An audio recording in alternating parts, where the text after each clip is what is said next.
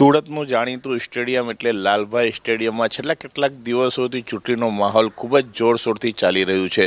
સામે કનૈયાભાઈ પેરિત એક પેનલ ઊભી કરવામાં આવી છે, ત્યારે આ બાજુ બીજી પેનલ હેમંત કોન્ટ્રાક્ટર પેનલની પણ ઊભી કરવામાં આવી છે. આપણા સાથે હેમંત કોન્ટ્રાક્ટર પેનલના ઉમેદવાર મહેકભાઈ ગાંધી, તેઓ સુરતના ખૂબ જ જાણીતા એડવોકેટ અને સમાજમાં એક મોટી છાપ ધરાવતા નરેન્દ્રભાઈ ગાંધીના પુત્ર છે મહેક ગાંધી.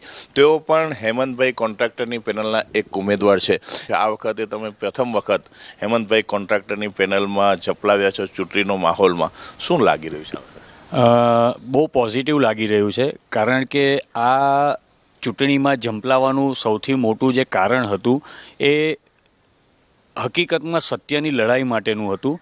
અમે જ્યારે મને યેસાબેને ઓફર કરી કે તમારે આ ઇલેક્શન લડવું પડશે, કારણ કે તમે કોઓપરેટિવ સેક્ટરમાં ફેમસ છો અને તમે કોઓપરેટિવ સેક્ટરમાં સારી લીડથી જીતીને આવ્યા છો, તો સમાજને તમારા જેવા વ્યક્તિની જરૂર છે, અમારી પેનલને તમારા જેવા વ્યક્તિની જરૂર છે.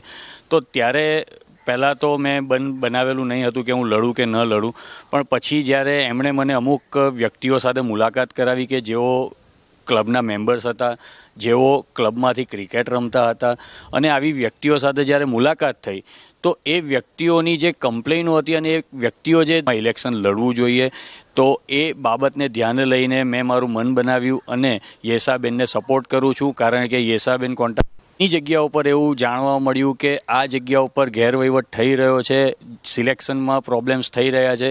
તો જ્યારે આ બાબત મારી સામે આવી, કદાચ એવું બની શકે કે મારા સ્વર્ગીય પિતાને એ બાબતની જાણ ન હોય, પણ પછી છેલ્લા કેટલાક વર્ષોમાં અથવા તો એમના ગુજર્યા પછી આ વહીવટ આ રીતે ચાલતો એવું પણ બની શકે. કારણ કે હું કમિટીમાં હતો, પણ મને આ જે સિલેક્શનમાં જે ગેરવહીવટ થતો હતો તેની મને કદાચ જાણકારી નહીં હતી.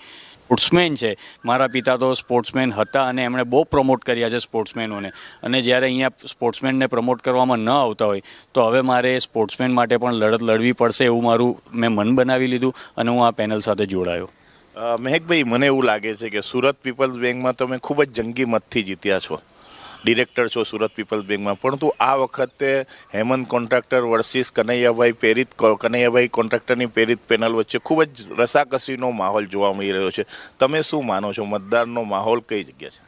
મતદાનનો માહોલ મારી દ્રષ્ટિએ મને એવું સ્પષ્ટ દેખાય છે કે અમે 21 કેન્ડિડેટ સ્પષ્ટ બહુમતીથી જીતશું.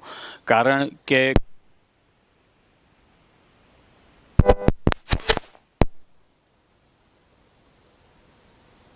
રાખું છું અને હું ભગવાનને પ્રાર્થના કરું છું કે આજે અમારી સત્યની લડાઈ છે, સંસ્થાના વિકાસની લડાઈ છે, સંસ્થાના હિતની લડાઈ છે, એમાં જે પણ મેમ્બર્સ છે એ અમને સપોર્ટ કરશે અને આ જે કાર્ય છે, જે સારું કામ કરવા અમે જઈ રહ્યા છે સંસ્થાના હિતનું, એમાં અમને યોગદાન આપશે, 21 મત આપશે અને અમારી પેનલને જંગી બહુમતીથી વિજય બનાવશે.